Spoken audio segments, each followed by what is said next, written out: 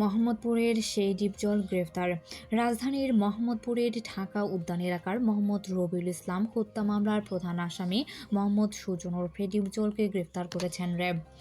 সোমবার এক সংবাদ বিজ্ঞপ্তিতে এ তথ্য জানিয়েছে র্যাব।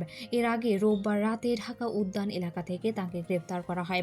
মামলার এজাহার সূত্রে জানা যায়, গত 10 অক্টোবর ভোর 5টার দিকে ডিপজল অজ্ঞাত নাম আরও 5-6 জনকে ঢাকা উদ্যান এলাকার একটি নির্মাণাধীন ভবনের লোহার রড চুরির চেষ্টা করেন। তবে ভুক্তভোগী মোহাম্মদ রবিউল সহ সেখানে দায়িত্বরত অন্যান্য নিরাপত্তা কর্মীরা ধাওয়া করে তাদের আটক করেন। এ ঘটনায় ক্ষিপ্ত হয়ে ওই দিন রাতে সোয়া 11টার দিকে ঢাকা উদ্যান এলাকার একটি দোকানের সামনে ডিউটি করার সময় মোহাম্মদ রবিউলকে ধারালো ছুরি দিয়ে এলোপাতাড়ি আঘাত করে পালিয়ে যান ডিপজল। পরে স্থানীয়রা তাকে গুরুতর আঘাত অবস্থায় শহীদ সোহরাওয়ার্দী হাসপাতালের জরুরি বিভাগে নিয়ে গেলে চিকিৎসক মৃত ঘোষণা করেন।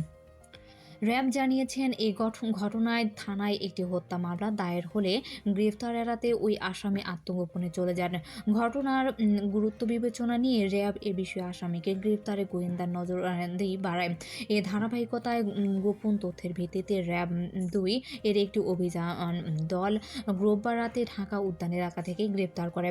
গ্রেফতার আসামির বিরুদ্ধে আইনানুগ ব্যবস্থার প্রক্রিয়াধীন জানিয়ে র্যাব বলেছেন, তথ্য উপাত্ত বিশ্লেষণ করে আনা আসামিদের গ্রেপ্তারের চেষ্টা অব্যাহত আছে।